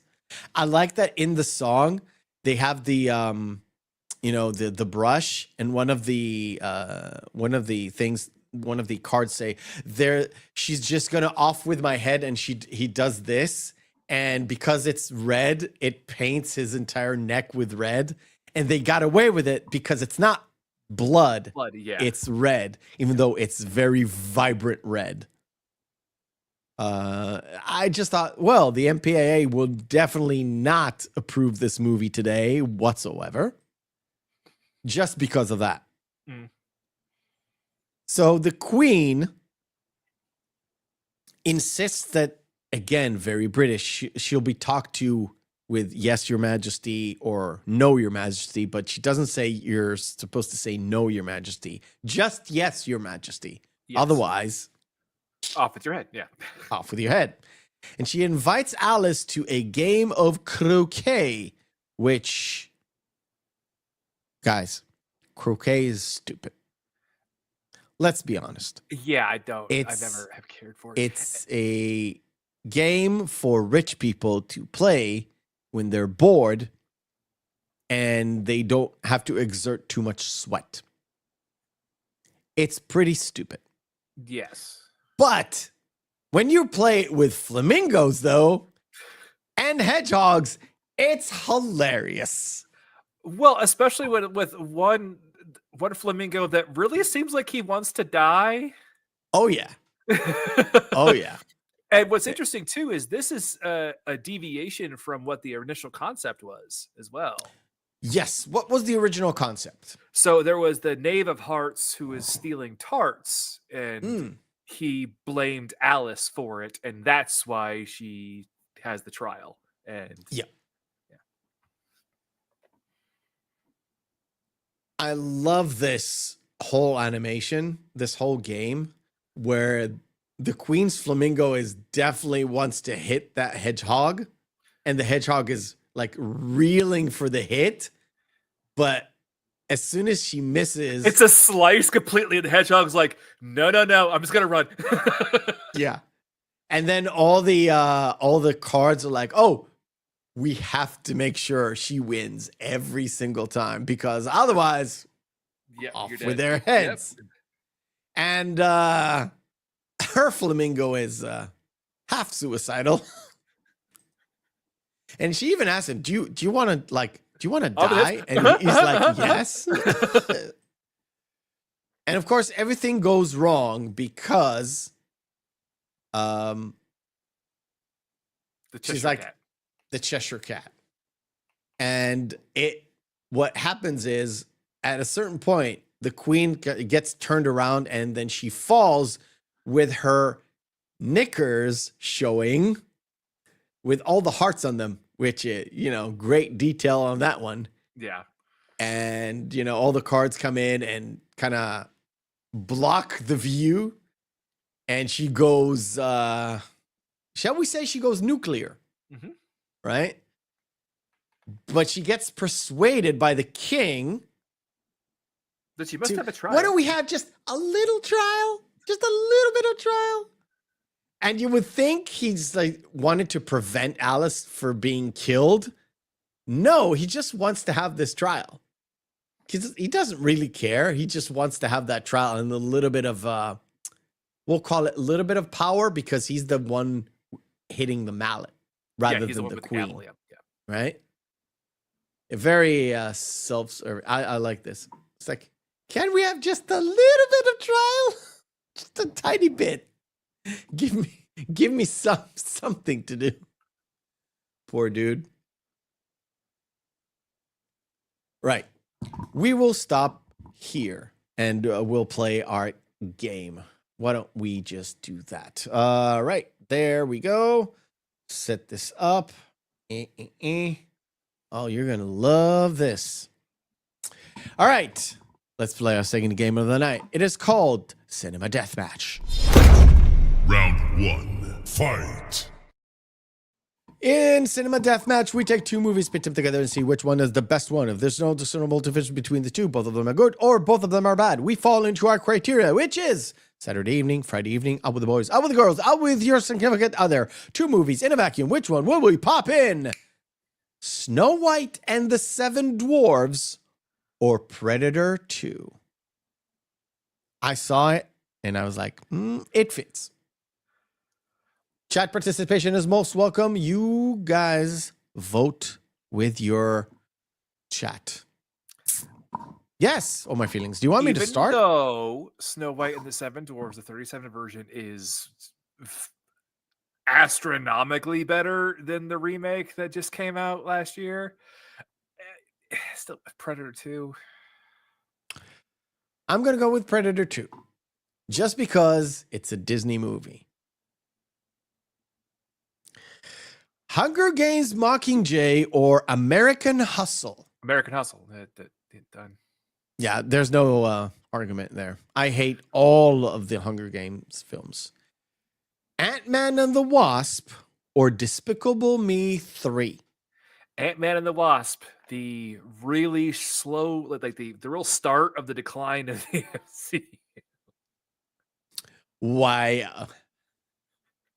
Whatever do I mean? Whatever do you mean, Captain Marvel? Came out same year. Yeah. Honestly, the Despicable Me 3. Ant-Man and the Wasp is not a fun movie, even. Even though I like Paul Rudd. I agree. Paul Rudd, there's a certain limit on what Paul Rudd can do to carry a movie. Yeah. Ant-Man, he didn't have to do much because literally he was great in it. And Ant-Man and the Wasp, look, what's her name? Evangeline Lilly is a great actress. I love her as the Wasp, and I even loved her in like the Ant-Man. But the story was really fucking ham-fisted. Yeah. Let's just be honest. Okay? All right. Cocoon or World Trade Center? Even though I'm not that big of a fan of the movie, I would watch Cocoon any day of the week. I do not need to watch the propaganda porn. I don't need to watch it, man. It's not about the propaganda porn. It's the fact that you know you're not gonna get an actual like real story, even though it's based on it. Yeah. Plus, I do believe everybody knows the ending. Yes, but no, I would like if you're looking at it as just a disaster movie, I would rather watch like Deep Impact. Even though in both of them, I know what the ending result is. Yeah. I would rather not watch a thing I would- about something real that happened. I was going to say, with a building that gets destroyed, I would rather watch the Towering Inferno. Oh, yeah. Yeah. Yeah, for sure. Cocoon is not a bad movie. Okay. Big Fish or Cider House Rules? I'm really not a fan of either, but I'd rather watch Big Fish. Interesting. Why? The Cider House Rules is, I don't know. I found it really, really tedious. Oh, you might say boring. Yes. Yes. One of the most overhyped films in like the Oscars. It won a bunch of Oscars. It's fucking boring. Big Fish is just a crazy tale, sort of a la Baron Munchausen. Again, makes no sense, yet it's more entertaining. All right, last one. Once Upon a Time in America, at the El Mariachi third in the trilogy, and The Untouchables. The Untouchables. It's a better movie. Yep, I agree. The Untouchables, easy, and we will be done with that. Was that a Yikes. semi-pro and something else? Yes, it's Robin Hood, the Walt Disney Robin Hood with the foxes. Oh yeah, that's easy. Robin Hood. That was that movie's great. Again, it's a fun movie. Yeah, it's still a Disney movie, but it's a fun movie. But it's not better than semi-pro. Not my favorite, portrayal of the Robin Hood story. Yeah. But it's better than the other one. All right. Well, which one? Oh, you mean the movie? The semi-pro. Okay. movie. I was gonna say, which version of Robin Hood? Because they keep retelling it every couple of years now. The one with the guy who doesn't speak actual British. No, just kidding. I like Prince of Thieves, but it's not the best. Well, there's Prince of Thieves. There's the I just lost his name. There's the Russell Crowe. There's the Russell Crowe version. There's the what's his face, who actually is British. Who was the Kingsman? Yes, that guy. Yeah. And Robin Hood Men in Tights. Robin Hood Men in Tights is the best. But was it? It wasn't really. Abe Lincoln. Are you saying Abe Lincoln? You know what's crazy? Which one had the best Sheriff of Nottingham? And that's easy. That's actually Robin Hood with Kevin Costner, because it had Alan Rickman as the fucking Sheriff of Nottingham, and he was nuts. That's my favorite version of Sheriff of Nottingham. Has nothing to do with the actual story. Yeah. But if you see the Disney version of the Sheriff of Nottingham and Alan Rickman, they're just as crazy. I'm not joking. Right. So the king was like, this is his moment. Even though on the chair, he has to climb 70 books in order to be just to see what's going on because he's so short.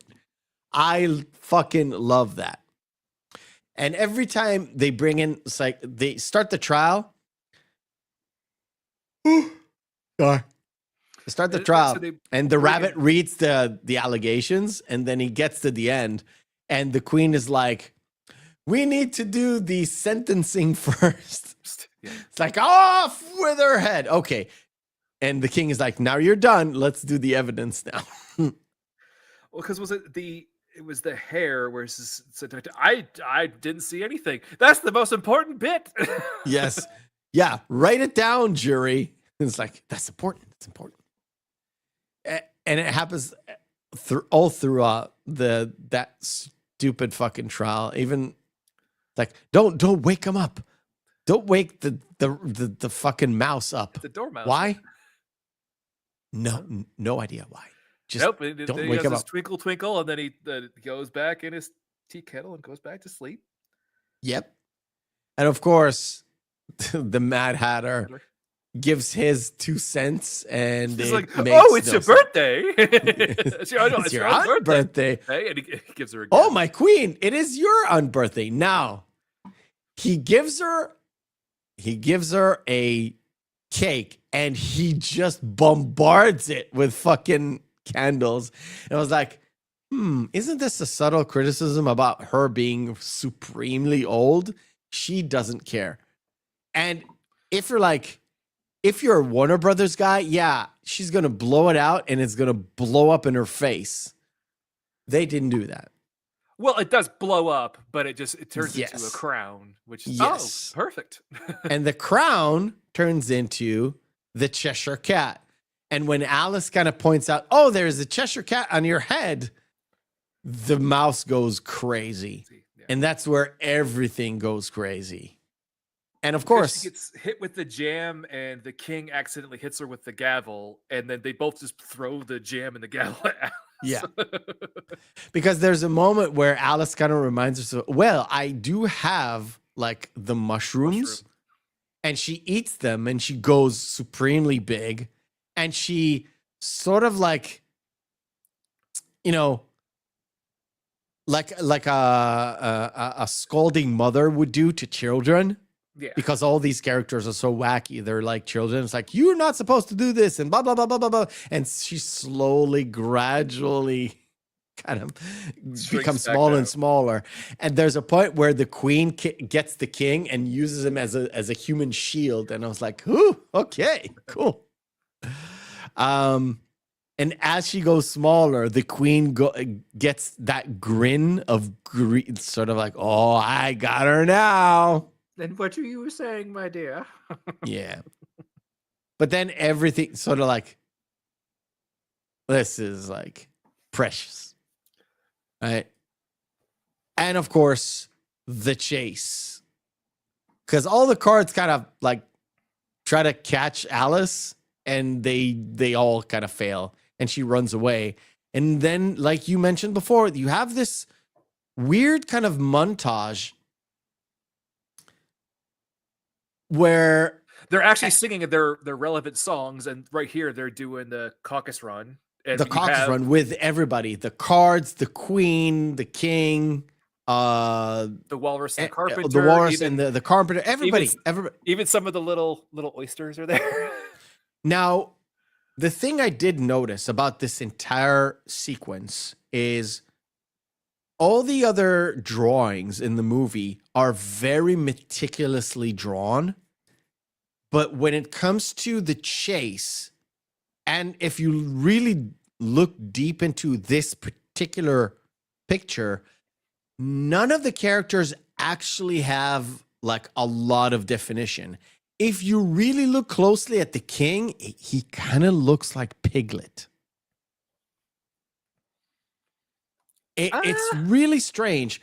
There's not a lot of detail in this thing, and the drawings of if you look closely at the drawings of every individual character, like stuff is missing or very poorly drawn. Like if you look at Tweedledee and Tweedledum, it's missing the blue bow tie, right? So it kind of looks bare-boned kind of drawing, and it is all throughout the chase. There's a moment where she runs and the entire like road becomes the tea party table. And it just keeps going and going. She goes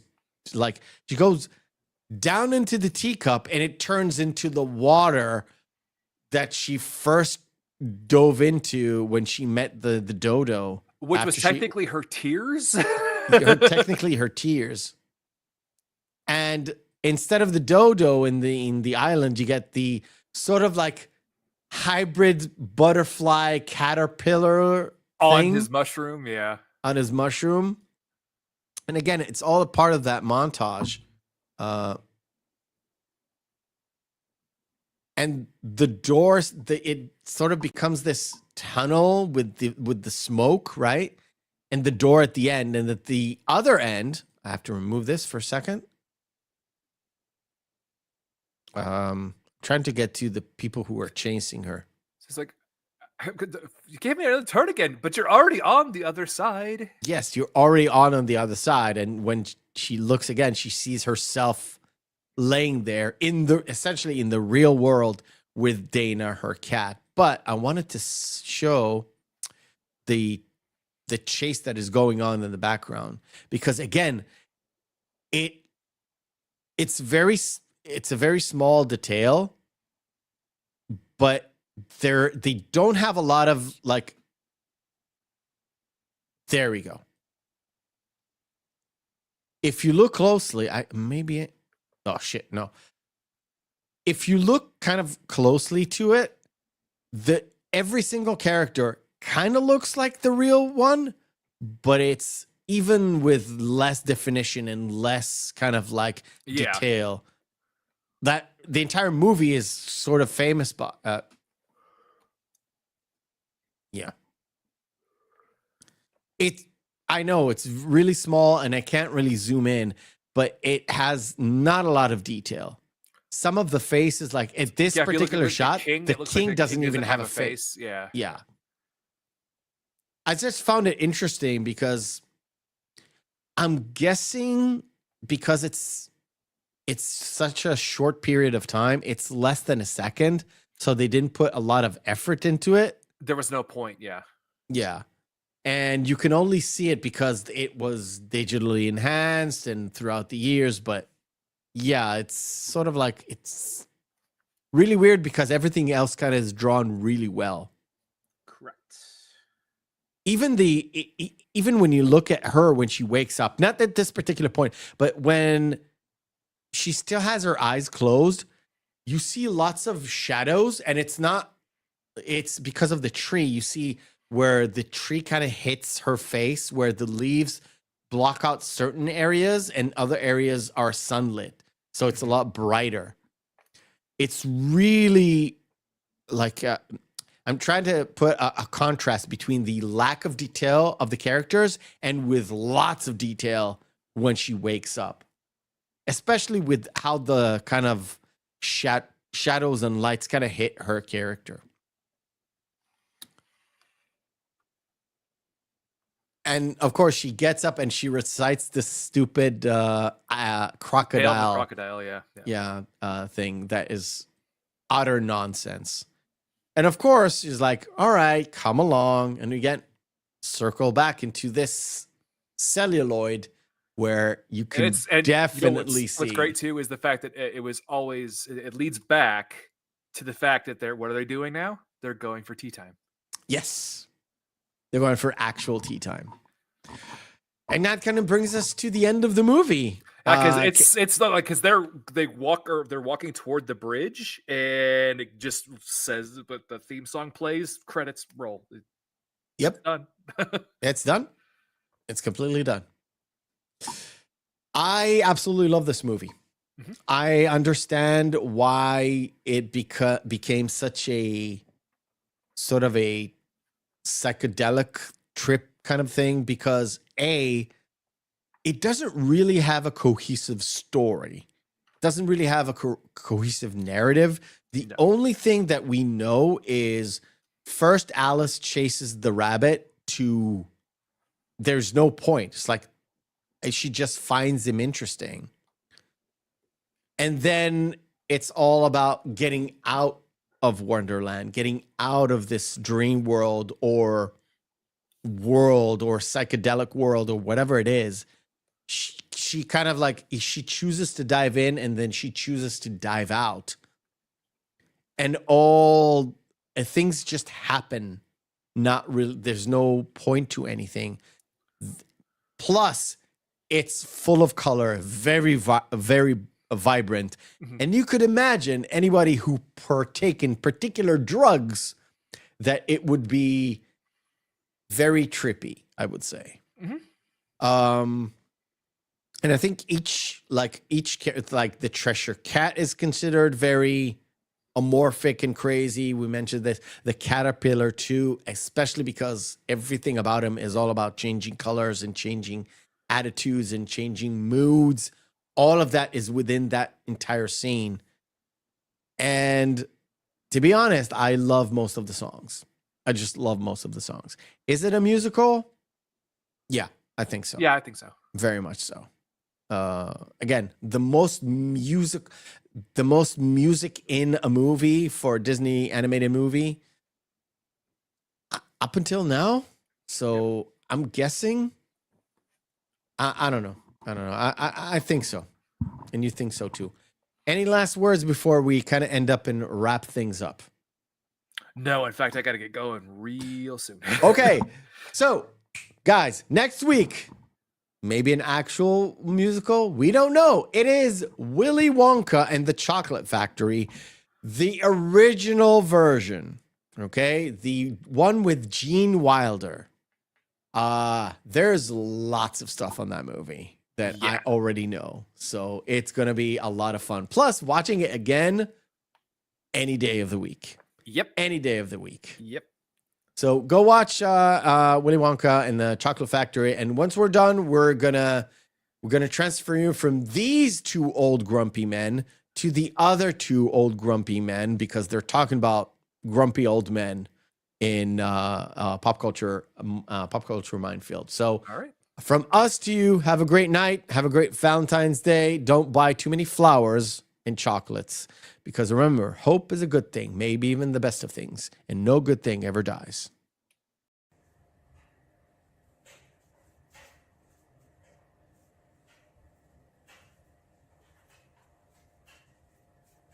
You're still here? It's over. Go home.